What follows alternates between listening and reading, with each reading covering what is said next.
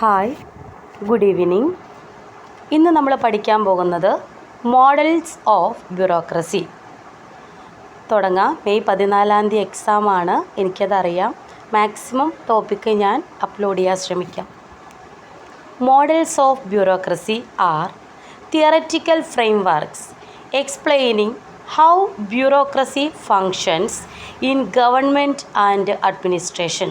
അപ്പോൾ models of bureaucracy എന്ന് പറയുന്നത്, ഈ മോഡൽസ് ഒരു തിയററ്റിക്കൽ ഫ്രെയിംവർക്സ് ആണ്. അപ്പോൾ എങ്ങനെയാണ് ബ്യൂറോക്രസി അതിൻ്റെ ഫങ്ഷൻസ്, ഈ അഡ്മിനിസ്ട്രേഷനിൽ ഗവൺമെൻറ്റിൻ്റെ ഫങ്ഷൻ എങ്ങനെയാണ് ബ്യൂറോക്രസി കൈകാര്യം ചെയ്യുന്നതെന്നാണ് ഈ മോഡൽസ് ഓഫ് ബ്യൂറോക്രസിയിലെ എക്സ്പ്ലെയിൻ ചെയ്യുന്നത്. Different scholars develop different models to explain the structure, behaviour and role of bureaucrats in policy making and implementation.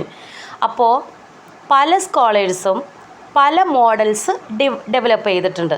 അപ്പോൾ ഈ മോഡൽസൊക്കെ എന്തിന് സഹായിക്കുന്നു? ഈ ബ്യൂറോക്രസിയുടെ സ്ട്രക്ചർ എക്സ്പ്ലെയിൻ ചെയ്യാൻ, അതിൻ്റെ ബിഹേവിയറിനെ കുറിച്ച് എക്സ്പ്ലെയിൻ ചെയ്യാൻ, ഈ ബ്യൂറോക്രാറ്റ്സിൻ്റെ റോൾ എന്താണെന്ന് പറയാൻ, അവർ പോളിസി മേക്കിങ്ങിൽ അത് നടപ്പിലാക്കുന്നതിലും എന്തൊക്കെ റോളാണ് ബ്യൂറോക്രാറ്റ്സ് ചെയ്യുന്നത്, ഇതൊക്കെ ഡിഫറെൻറ്റ് മെത്തേഡിൽ പുതിയ മോഡൽസ് ഉപയോഗിച്ച് എക്സ്പ്ലെയിൻ ചെയ്യുകയാണ്. ഒന്നാമത്തെ model rational legal bureaucratic model. നമ്മൾ ആദ്യം പഠിച്ചതാണ്. ഇത് മാക്സ് വെബറുടെയാണ്, ചോദിക്കാറുണ്ട്. റേഷണൽ ലീഗൽ ബ്യൂറോക്രാറ്റിക് മോഡൽ താഴെ തന്നിരിക്കുന്നവയിൽ ആരുടേതാണ്? മാക്സ് വെബറുടേതാണ്. ഒത്തിരി പ്രാവശ്യം പറഞ്ഞ് തന്നെ പറയുന്നില്ല, നമ്മൾ അടുത്ത നെക്സ്റ്റ് അടിച്ച് പോവുകയാണ്. എന്താണ് ഈ മാക്സ് വെബറുടെ ഈ മോഡലിൻ്റെ ഫീച്ചേഴ്സ് എന്തൊക്കെയാണ്? Clearly define hierarchy of authority. നമ്മൾ കഴിഞ്ഞ ക്ലാസ്സിൽ പറഞ്ഞതാണ്, ഒത്തിരി എക്സ്പ്ലെയിൻ ചെയ്യേണ്ട ആവശ്യമില്ല. Hierarchy of authority. അടുത്തത് ഡിവിഷൻ ഓഫ് ലേബർ. മൂന്നാമത്തത് റൂൾസ് ആൻഡ് റെഗുലേഷൻസ്. നാലാമത്തത് മെറിറ്റ് ആൻഡ് ക്വാളിഫിക്കേഷൻ ബേസിലുള്ള appointment. Then impersonality, career service, then written documents and records. ഇതെല്ലാം കഴിഞ്ഞ ക്ലാസ്സിൽ പറഞ്ഞതാണ്, എക്സ്പ്ലെയിൻ ചെയ്യുന്നില്ല. എന്തൊക്കെയാണ് ഇതിൻ്റെ ഇമ്പോർട്ടൻസ് എന്നാണ് പറഞ്ഞത്? എൻഷുവേഴ്സ് എഫിഷ്യൻസി എൻഷുവേഴ്സ് ചെയ്യാൻ, ഡിസിപ്ലിൻ ആൻഡ് ഓർഡർ മെയിൻറ്റെയിൻ ചെയ്യാൻ, അതുപോലെ തന്നെ to provide predictability in administration. അപ്പോൾ ഇതാണ് അതിൻ്റെ ഇമ്പോർട്ടൻസ് എന്ന് ഓർക്കുക. നെക്സ്റ്റ് രണ്ടാമത്തെ മോഡൽ അക്വിസിറ്റീവ് മോഡലാണ്. അക്വിസിറ്റീവ് മോഡൽ ഡെവലപ്പ് ചെയ്തത് വില്യം എ നിസ്കാനൻ ആണ്. Main idea, bureaucrats try to maximize their department's budget, power and benefits. അപ്പോൾ ബ്യൂറോക്രാറ്റ്സ് അവരുടെ ഡിപ്പാർട്ട്മെൻറ്റിൻ്റെ ബഡ്ജറ്റ്, അതുപോലെ തന്നെ പവേഴ്സ്, അതുപോലെ ബെനിഫിറ്റ്സ്, ഇതൊക്കെ മാക്സിമൈസ് ചെയ്യാൻ കൂട്ടാനായിട്ട് ശ്രമിക്കും. Bureaucracy Perseus self interest. അതുപോലെ തന്നെ bureaucrats have information advantage over politicians. അതിൻ്റെ ഇമ്പോർട്ടൻസ് എന്തൊക്കെയാണ്? Explain growth of government expenditure, അല്ലേ? ഗവൺമെൻറ്റിൻ്റെ ചെലവുകളെക്കുറിച്ചുള്ള ഒരു വിലയിരുത്തലുകൾ അവർ എക്സ്പ്ലെയിൻ ചെയ്യും. അതുപോലെ തന്നെ shows bureaucratic power in policy. പോളിസിയിൽ ബ്യൂറോക്രാറ്റിൻ്റെ പവർ എന്താണെന്ന് കാണിക്കുന്നു. ഇതാണ് അതിൻ്റെ ഇമ്പോർട്ടൻ്റ്. ഒന്നാമത്തത് വെബറുടെ ആയിരുന്നു. രണ്ടാമത്തത് നിസ്കാനൻ്റെ അക്വിസിറ്റീവ് മോഡലാണെന്ന് ഓർക്കുക. ഇതിൽ ബ്യൂറോക്രാറ്റ്സ് സീക്ക് ലാർജർ ബഡ്ജറ്റ്, അതുപോലെ ഗവൺമെൻറ് ഡിപ്പാർട്ട്മെൻറ്റിൻ്റെ എക്സ്പാൻഷൻ, പിന്നെ സെൽഫ് ഇൻട്രസ്റ്റ് പേഴ്സ്യൂ ചെയ്യുന്നുണ്ട്, പിന്നെ ഇൻഫോർമേഷൻ അഡ്വാൻറ്റേജ് ഓവർ പൊളിറ്റീഷ്യൻസ്. ഈ 4 പോയിൻറ്റ്സും ഓർത്തിരിക്കുക. ഇനി മൂന്നാമത്തെ മോഡൽ മോണോക്രാറ്റിക് മോഡൽ. ഇത് ഡെവലപ്പ് ചെയ്ത് അന്തോണി ഡോൺസ് ആണ്. എന്താണ് main idea? Bureaucracy is controlled by one central authority or executive leadership. Bureaucracy control ചെയ്യുന്നത് ഒരു കേന്ദ്ര അതോറിറ്റി ആയിരിക്കും, അല്ലെങ്കിൽ ഒരു എക്സിക്യൂട്ടീവ് ലീഡർഷിപ്പിലെ ഏറ്റവും കേന്ദ്രമാരാണോ അദ്ദേഹമായിരിക്കും അത് കൺട്രോൾ ചെയ്യുന്നത്. ആ പേരിൽ തന്നെ ഉണ്ട് മോണോക്രാറ്റിക്, മോണോ. അപ്പോൾ ഫീച്ചേഴ്സ് എന്താണ്? സ്ട്രോങ് സെൻട്രലൈസ്ഡ് കൺട്രോൾ, അല്ലേ? സെൻട്രലൈസ്ഡ് കൺട്രോൾ സ്ട്രോങ് ആയിരിക്കും. Then bureaucrats follow orders from political leaders. Political ലീഡേഴ്സിൽ നിന്ന് ഓർഡറുകളാണ് ഈ ബ്യൂറോക്രാറ്റ്സ് ഇവിടെ ഫോളോ ചെയ്യുന്നത്. Then administrative decisions reflect political leadership goals, അല്ലേ? അഡ്മിനിസ്ട്രേറ്റീവ് തീരുമാനങ്ങളെന്ന് പറയുന്നത് ഈ പൊളിറ്റിക്കൽ ലീഡർഷിപ്പിൻ്റെ ലക്ഷ്യങ്ങളായിരിക്കും കൂടുതൽ അതിൽ റിഫ്ലക്റ്റ് ചെയ്യുന്നത്. ദെൻ ലിമിറ്റഡ് ബ്യൂറോക്രാറ്റിക് ഓട്ടോണമി അല്ലേ. അപ്പോൾ ബ്യൂറോക്രസിയുടെ ഒരു ഓട്ടോണമി എന്ന് പറയുന്നത് ഇവിടെ വളരെ ലിമിറ്റഡ് ആയിരിക്കുമെന്ന് ഓർക്കുക. മോണോക്രാറ്റിക് എന്ന് പറയുമ്പോൾ തന്നെ അറിയാലോ, ഈ ലെജിസ്ലേച്ചറിൻ്റെ ഒരു കൺട്രോൾ അവിടെ കൂടുതലായിരിക്കും. ഇനി എന്തൊക്കെയാണ് importance? It maintains political control over administration അല്ലെ. അഡ്മിനിസ്ട്രേഷനിൽ ഉള്ള പൊളിറ്റിക്കൽ കൺട്രോൾ മെയിൻറ്റെയിൻ ചെയ്യും. അതുപോലെ തന്നെ പോളിസി ഇംപ്ലിമെൻറ്റേഷൻ നടത്താനായിട്ട് സഹായിക്കും. ഇത് രണ്ടുമാണ് അവിടെ മോണോക്രാറ്റിക് മോഡലിൽ പ്രധാനമായിട്ടുള്ളത്. നെക്സ്റ്റ് 4ാമത്തെ representative bureaucracy model. Scholar J Donald Kingsley. Main idea bureaucracy should reflect the social composition of society. അപ്പോൾ ഇവിടെ ബ്യൂറോക്രസിയുടെ ഡ്യൂട്ടി എന്ന് പറയുന്നത് എന്താണോ സൊസൈറ്റിക്ക് ആവശ്യം, സൊസൈറ്റിയുടെ ആവശ്യം അവിടെ റിഫ്ലക്റ്റ് ചെയ്യുക എന്നുള്ളതാണ്. എന്തൊക്കെയാണ് features? Representation of different social group, പല ഗ്രൂപ്പ്സിൽ നിന്നുള്ള വ്യത്യസ്തരായിട്ടുള്ള ആളുകളുടെ റെപ്രസെൻറ്റേഷൻ. രണ്ടാമത്തത് inclusion of minorities and disadvantage groups. അപ്പോൾ നമ്മൾ മൈനോറിറ്റീസിൻ്റെ, അതുപോലെ തന്നെ ഫിസിക്കലി ഹാൻഡിക്യാപ്ഡ് ആയിട്ടുള്ള ആളുകൾ, അതുപോലെ തന്നെ സോഷ്യലി ഏറ്റവും താഴേക്കിടയിൽ കിടക്കുന്ന ബാക്ക്വേർഡ് ആയിട്ടുള്ള ആളുകൾ, ഇവരുടെയൊക്കെ ഒരു ഉൾപ്പെടുത്തലാണ്. മൂന്നാമത്തത് ബ്യൂറോക്രാറ്റ്സ് റെപ്രസെൻറ്റ് പബ്ലിക് ഇൻട്രസ്റ്റ്, പൊതു താല്പര്യങ്ങൾക്കാണ് ഇവർ കൂടുതൽ പ്രാധാന്യം നൽകുന്നത്. നാലാമത്തത് ഇറ്റ് എൻകറേജസ് ഡെമോക്രാറ്റിക് അഡ്മിനിസ്ട്രേഷൻ അല്ലേ, ഒരു ജനാധിപത്യപരമായ ഭരണ സംവിധാനം കൊണ്ടുവരുവാനായിട്ട് ഇവർ പ്രോത്സാഹിപ്പിക്കുന്നു. എന്തൊക്കെയാണ് importance? It promotes social justice, സാമൂഹിക നീതി ഉറപ്പാക്കുക. ദെൻ എൻഷുവേഴ്സ് ഫെയർ റെപ്രസെൻറ്റേഷൻ അല്ലേ, എല്ലാവരിലും നിന്നുള്ള തുല്യമായിട്ടുള്ള ഒരു കുറ്റമറ്റ രീതിയിലുള്ള പ്രാതിനിധ്യം. അഞ്ചാമത്തെ നമ്മൾ മുന്നേ ചർച്ച ചെയ്തിട്ടുള്ളതാണ്. എന്താണ്? New public management model. ഇതിൻ്റെ സ്കോളർ എന്ന് പറയുന്നത് ക്രിസ്റ്റഫർ ഹുഡാണ്. Christopher Hood. Main idea apply private sector management principles in public administration. Public അഡ്മിനിസ്ട്രേഷനിൽ പ്രൈവറ്റ് സെക്ടറിലെ മാനേജ്മെൻറ്റ് പ്രിൻസിപ്പിൾസ് അപ്ലൈ ചെയ്യുക എന്നുള്ളതാണ്. ഇതൊക്കെയാണ് features. Efficiency and performance measurement, then decentralisation, competition in public services, customer oriented administration, accountability and transparency. ഇതും നമ്മൾ കഴിഞ്ഞ ക്ലാസ്സിൽ പറഞ്ഞിട്ടുള്ളതാണ്. അതുകൊണ്ട് നമുക്കതിൻ്റെ വെറുതെ എക്സ്പ്ലെയിൻ ചെയ്ത് ടൈം കളയേണ്ട ആവശ്യമില്ല. ഇനി നമ്മൾ ചർച്ച ചെയ്യാൻ പോകുന്നത് challenges to bureaucracy.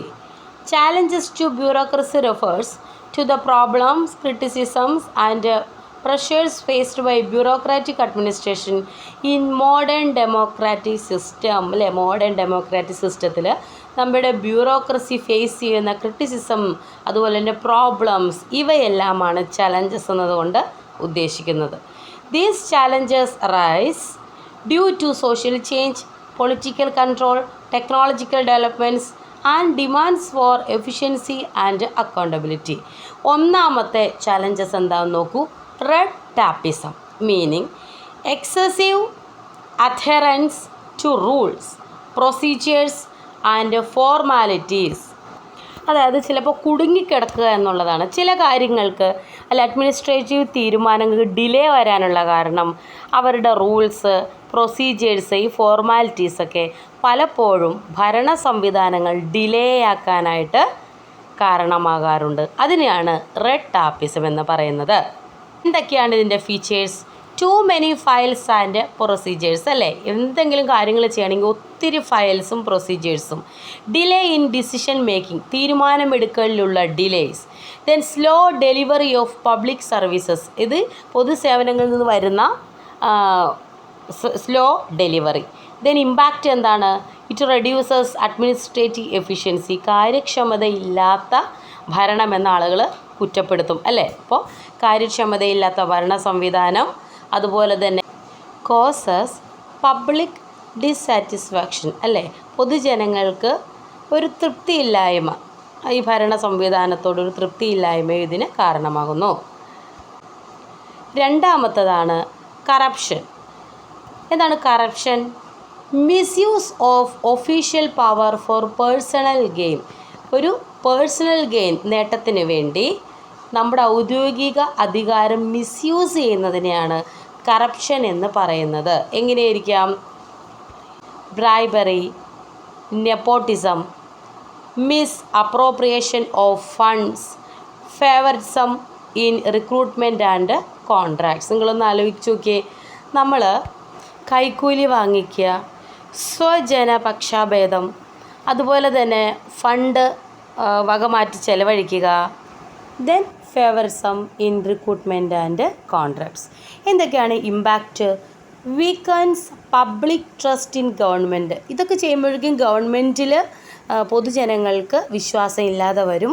Then leads to inefficient administration. ഇവിടുത്തെ ഭരണ സംവിധാനം വളരെ കാര്യക്ഷമമല്ലാത്തതാണെന്ന് ആളുകൾ വിധിയെഴുതും. രണ്ടാമത്തത് പൊളിറ്റിക്കൽ ഇൻ്റർഫറൻസ് ആണ്.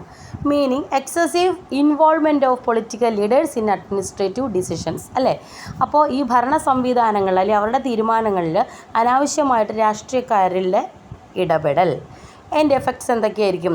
ലോസ് ഓഫ് ബ്യൂറോക്രാറ്റിക് ന്യൂട്രാലിറ്റി, അല്ലേ? ഈ ഔദ്യോഗിക വൃന്ദം ചെയ്യേണ്ട കുറേ കാര്യങ്ങളുണ്ട്, അപ്പോൾ അവർക്കത് ചെയ്യാൻ സാധിക്കാതെ വരുന്നു. Then pressure on officials four political benefits. Political രാഷ്ട്രീയ നേട്ടത്തിന് വേണ്ടിയുള്ള അനാവശ്യമായ പ്രഷർ ഈ ഉദ്യോഗസ്ഥർക്ക് ബുദ്ധിമുട്ടുണ്ടാക്കുന്നു. ദെൻ വീക്കനിങ് ഓഫ് പ്രൊഫഷണലിസം, അല്ലേ? അവർ എന്തു ചെയ്യണം എന്ന് കൃത്യമായി പഠിച്ച് ജോലിക്ക് കയറുന്നവരാണ്. അപ്പോൾ ഈ ബ്യൂറോക്രസിയെ പുറത്ത് നിന്നുള്ള ആളുകൾ അനാവശ്യമായിട്ട് ഇടപെടുക, രാഷ്ട്രീയക്കാരായിക്കോട്ടെ സ്വാധീനമുള്ളവരായിക്കോട്ടെ, ഇടപെടുമ്പോൾ അവർക്ക് അവരുടെ ഡ്യൂട്ടി കൃത്യമായി ചെയ്യാൻ പറ്റാതെ വരുന്നു. ഇനി അടുത്തതാണ് lakh of accountability. Meaning difficulty in holding bureaucrats responsible for their actions. അവരുടെ ഉത്തരവാദിത്തങ്ങൾ അവർക്ക് ചെയ്യാൻ ഉണ്ടാവുന്ന തടസ്സങ്ങൾ എന്തൊക്കെയാണ്? റീസൺസ്: കോംപ്ലക്സ് അഡ്മിനിസ്ട്രേറ്റീവ് സ്ട്രക്ചേഴ്സ്, അതായത് സങ്കീർണമായിട്ടുള്ള ഭരണ സംവിധാനം. ദെൻ ലാക്ക് ഓഫ് ട്രാൻസ്പാരൻസി, സുതാര്യമില്ലായ്മ. ദെൻ വീക്ക് മോണിറ്ററിംഗ് മെക്കാനിസം, അതായത് ദുർബലമായ നിരീക്ഷണ സംവിധാനങ്ങൾ. ഇതൊക്കെ കാരണം അവിടെ ലാക്ക് ഓഫ് അക്കൗണ്ടബിലിറ്റി വരികയാണ്. ഇമ്പാക്റ്റ് എന്താണ്? Inefficiency and misuse of power. ഇനി അഞ്ചാമത്തത് resistance to change. Okay, bureaucracy often shows conservatism and reluctance to adopt reforms. അതായത് ഈ പലപ്പോഴും bureaucracy it's often shows conservatism and reluctance to adopt reforms. അതായത് പുതിയ പുതിയ പരിഷ്കാരങ്ങളൊക്കെ അഡോപ്റ്റ് ചെയ്യാൻ വളരെ ബുദ്ധിമുട്ടുള്ളവരായിരിക്കും. കാരണം അവരൊക്കെ യാഥാസ്ഥിതികരായിരിക്കും. അതുകൊണ്ട് തന്നെ പരിഷ്കാരം സ്വീകരിക്കാൻ വിമുഖത കാണിക്കും ചിലപ്പോൾ. Examples: opposition to administrative reforms, ഭരണപരിഷ്കാരങ്ങളോടുള്ള എതിർപ്പ്. Slow adoption of digital governments, അതായത് ഡിജിറ്റൽ ഭരണ സംവിധാനങ്ങൾ വളരെ സ്ലോ ആയിട്ട് അഡോപ്റ്റ് ചെയ്യുക. ഇതിൻ്റെ ഇമ്പാക്റ്റ് എന്താണ്? Delays modernisation of administration. അപ്പോൾ ഭരണ സംവിധാനങ്ങളിൽ മോഡേണൈസേഷൻ്റെ ഒരു റോൾ അവിടെ ഡിലേ ആവുകയാണ്. ഓക്കെ, അപ്പോൾ റെസിസ്റ്റൻസ് ടു ചേഞ്ച് അഞ്ചാമത്തെ പോയിൻ്റ് ഓർക്കുക. ഓക്കെ, ആറാമത്തെ പോയിൻ്റ് ഗ്രോവിങ് പബ്ലിക് എക്സ്പെക്റ്റേഷൻസ്, അതായത് പൊതുജനങ്ങളുടെ പ്രതീക്ഷ വളരുകയാണ്.